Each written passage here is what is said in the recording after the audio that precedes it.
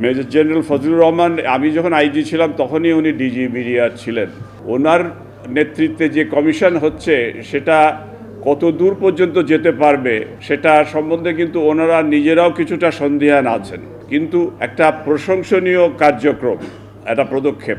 এরপর থেকে এইটা আমি যেটা বলছি, এটা একটা কন্টিনিউয়াস প্রসেস হতে পারে, একদিনে এটা ঝট করে বের করা যাবে না। এদেশেও যারা দায়ী তাদেরকে আইনের আওতায় আনার প্রয়োজন আছে আর কি। আমরা ওই যে আলোচনা করেছি তার অনেক যে মূল প্রতিপাদ্য ছিল তার বাইরে গেছি, যেটা উনি বলেছেন।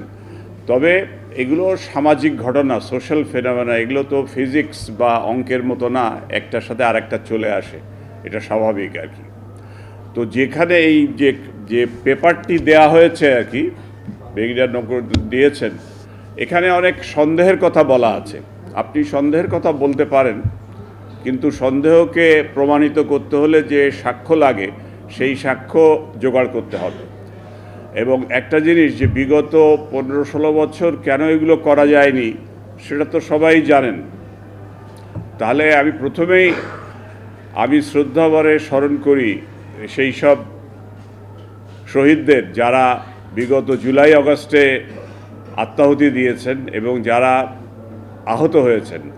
তাদের অবদানের জন্যই কিছু আজকে আমরা এখানে কথা বলতে পারছি এবং এ ধরনের একটা অত্যন্ত স্পর্শকাতর বিষয়ে কথা বলতে পারছি, যেটার প্রয়োজন ছিল। সবাই বলেছেন যে এটা প্রতিবেশী রাষ্ট্রের এখানে সম্পৃক্ততা আছে, কিন্তু যতক্ষণ পর্যন্ত আপনি এটার যুক্তিগ্রাহ্য এবং সাক্ষ্যগ্রাহ্য প্রতিবেদন না দিতে পারবেন, এই প্রতিবাদ চলবে না। এই প্রতিবাদ সরকার নির্বিশেষে চলতে পারে। এই প্রতিবাদ আজকে 1-2 বছর না, অনেক অনেক বছর যাবৎ চলতে পারে। অতএব যেহেতু আলোচনা এখন শুরু হয়েছে, এটার বিভিন্ন দিকগুলো বের করা উচিত। আপনারা দেখেন একটা জিনিস, আমরা কিন্তু একটা পেন্ডুলামের মধ্যে দিয়ে এখন যাচ্ছি, এক দিকে যাচ্ছি তো এক দিকেই যাচ্ছি। এই যে বিডিআর হত্যাকাণ্ডের যে সমস্ত ভিকটিমস আছে তাদের ফ্যামিলির একটা স্টেটমেন্ট আমি দেখেছি, এটা অত্যন্ত যুক্তিগ্রাহ্য, যে সবাইকে খালাস করা যাবে না। সবাই যদি খালাস হয়ে যায় তাহলে কি এটা এই এত বড় একটা নারকীয় হত্যাকাণ্ড কি বাইরের লোকরাই করে দিয়ে গেল? সেটা তো না, নিশ্চয়ই স্থানীয় যোগসাজশকারীরা ছিল। কারা সেই যোগসাজশকারী এবং তার মধ্যে কারা দেশে আছে কারা বিদেশে আছে, এ সমস্ত অনেক অপ্রীতিকর ঘটনার তদন্ত কিন্তু করতে হবে। তো এখন মেজর জেনারেল ফজলুর রহমান, আমি যখন আইজি ছিলাম তখনই উনি ডিজি বিডিআর ছিলেন। তো ওনার নেতৃত্বে যে কমিশন হচ্ছে সেটা কত দূর পর্যন্ত যেতে পারবে সেটা সম্বন্ধে কিন্তু ওনারা নিজেরাও কিছুটা সন্দিহান আছেন, কিন্তু একটা প্রশংসনীয় কার্যক্রম, একটা পদক্ষেপ। এরপর থেকে এইটা আমি যেটা বলছি, এটা একটা কন্টিনিউয়াস প্রসেস হতে পারে, একদিনে এটা ঝট করে বের করা যাবে না।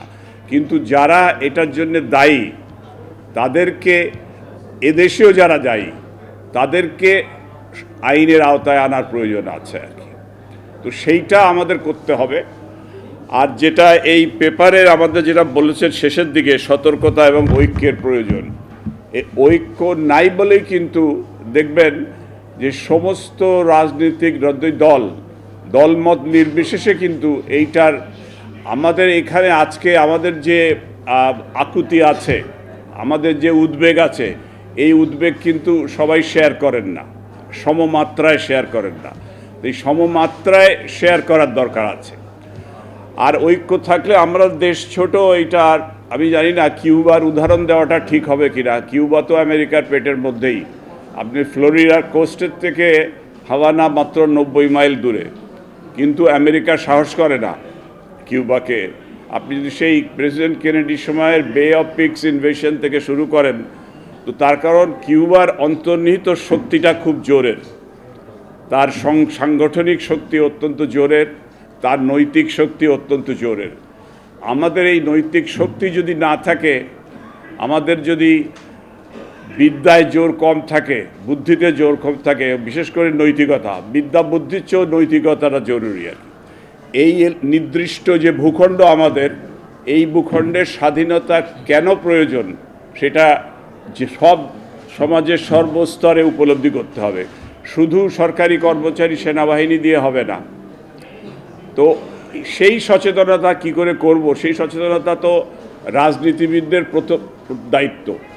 অতএব সর্বস্তরে যদি ঐক্য থাকে এবং আমাদের স্বাধীনতা কেন জরুরি এবং সেখানে যে সামরিক বাহিনীর উপরে প্রচ্ছন্ন যে আঘাত এসেছে বলা হচ্ছে, তার কারণ আপনি দেশপ্রেমে যদি আঘাত করতে পারেন তাহলে কিন্তু আপনি ইমানে আঘাত করা যায়। আমাদের তো বলাই হচ্ছে যে দেশপ্রেম ইমানের অঙ্গ।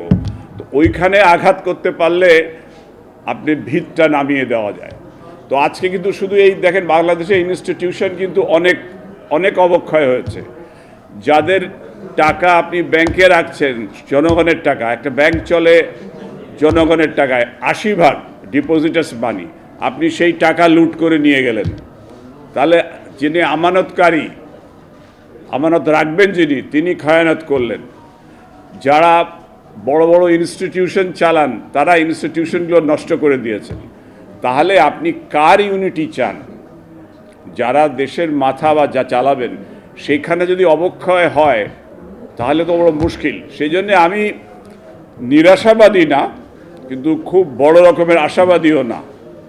তার কারণ আমাদের যে ভাইটালস, আপনারা যারা স্টক বিজনেসে বলেন যে পোর্টফোলিও ভাইটাল কি আছে না আছে, এখানেও দেখা যায় যে আমার ভাইটালিটির জায়গাগুলো কোথায়।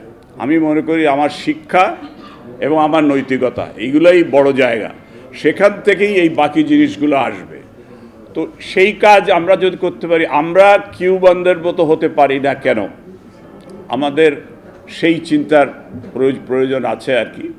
তো এখন সমাজে সবাইকে আপনার ঐক্যবদ্ধভাবে এগিয়ে আসতে হবে। এবং এই ঘটনাটা যে বিরাট একটা ঘটনা, শুধু আমরা সেমিনার সব করে আপনি কোনো একটি বিশেষ দেশকে দোষারোপ করে হবে না। তাহলে আমি আমার এখানে যারা কুইসলিংস আছে তাদের সাজা দিতে পারি কি না পারি, এবং সেটা আমরা কত তাড়াতাড়ি করতে পারি, এবং বিচারিক প্রক্রিয়ায় যেগুলো আমি যারা এই কেসের ফৌজদারি তদন্ত যারা করেছিল তাদের সাথে আমার কথা বলার সুযোগ হয়েছে। আমি একসময় সিআইডির প্রধান ছিলাম এবং সিআইডিরা তদন্ত করেছিল, একটা প্রশাসনিক তদন্ত হয়েছিল, আর্মির থেকেও একটা তদন্ত হয়েছিল। আমি যতদূর জানি সেখানে কিন্তু নোট অফ ডিসেন্ট আছে। তাহলে সেই নোট অফ ডিসেন্ট যারা দিয়েছেন তাদের কাছ থেকে জিজ্ঞাসা করেন তাদের নোট অফ ডিসেন্ট কী পয়েন্টে ছিল, সেই পয়েন্ট ধরে আমি আগাতে পারি কি না। এবং সেখানে এখানে রাজনৈতিক নির্দেশনা জরুরি আছে, কেন অনেক স্পর্শকাতর বিষয়ে আপনাকে খুব কঠিন সিদ্ধান্ত নিতে হবে। আমরা সেই কঠিন সিদ্ধান্তগুলো নেওয়ার মতো অবস্থায় আছি কি না, এবং আমাদের সেই রাজনৈতিক সদিচ্ছা এবং রাজনৈতিক ঐক্য আছে কি না, তার উপরে নির্ভর করবে। তবে আমি বলবো যে এটা শুধু এই সরকারের না, এই আন্দোলন চালিয়ে যেতে হবে এবং বলতে হবে আনটিল আমরা এটা বের করতে পারি। কেন এগুলো যদি শতাব্দীব্যাপীও হয় তাও আপনাকে বলতে হবে এইটা। ওই শতাব্দীব্যাপী সংগ্রামের একটা ভালো বাংলাই আছে, যেটা আমাদের নাটক হয়েছিল, কি ভুলে গেছি আমি, শহীদুল্লাহ কায়সারের। তো আপনার মোট কথা এই এই এই যে ঘটনা জাতীয় জীবনে, এইটা এখানে একটা সভা সেমিনারে শেষ হবে না, বা এই একটা অন্তর্বর্তীকালীন সরকারের অনেক অনেক সীমাবদ্ধতা থাকে, কিন্তু সে রাজনৈতিক ভাবে দৃঢ়ভাবে একটা সিদ্ধান্ত নেওয়া তার পক্ষে মুশকিল হয়, বিভিন্ন কোয়ার্টারকে স্যাটিসফাই করতে হয়। আবার বলে গেলেন এখানে কিন্তু একজন যে রাজনৈতিক সরকার আসলে এগুলো হবে না। তাহলে খেয়াল করেন আমাদের চিন্তার বৈপরীত্য আছে। কিন্তু আমরা বলছি সব সমাধান রাজনৈতিক সরকার আসলে, আবার রাজনৈতিক সরকার আসলে ঠিক কাজটি করবেন না, এটাও আমরা বলছি। তো এই যে বৈপরীত্য, এইগুলো বোঝার প্রয়োজন আছে আর কি। তো সেই জন্যই বলি যে ব্যাপক আকারে যদি ঐক্য থাকে আর আমাদের নীতিগত ঐক্য থাকে, তাহলে একদিন না একদিন এইটার আমরা প্রকৃত চিত্রটা বেরিয়ে আসতে পারবো। সেটা হয়তো খুব নিকট ভবিষ্যতে না হতে পারে, কিন্তু ভবিষ্যতে যে হবে না তা মনে করি না। এই আশাবাদের উপরেই আমার বক্তব্য আমি শেষ করতে চাই। আপনাদের অনেক ধন্যবাদ।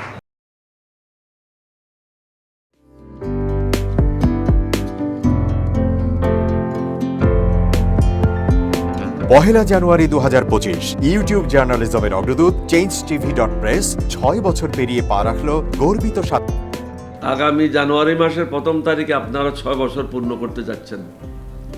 আপনাদেরকে শুভেচ্ছা জানাচ্ছি, আন্তরিক ধন্যবাদ জানাচ্ছি। আমি আশা করব চেঞ্জ টিভি অতীতে যে বলিষ্ঠ ভূমিকা পালন করেছে, আগামীতেও আপনারা সেই বলিষ্ঠ ভূমিকা পালন করবেন। আমি আমার এলডিপির পক্ষ থেকে, মুক্তিযোদ্ধাদের পক্ষ থেকে আপনাদেরকে আন্তরিক মোবারকবাদ জানাচ্ছি, শুভেচ্ছা জানাচ্ছি। আশা করি দিন দিন আপনারা উন্নতির শিখরে এগিয়ে যাবেন। ধন্যবাদ।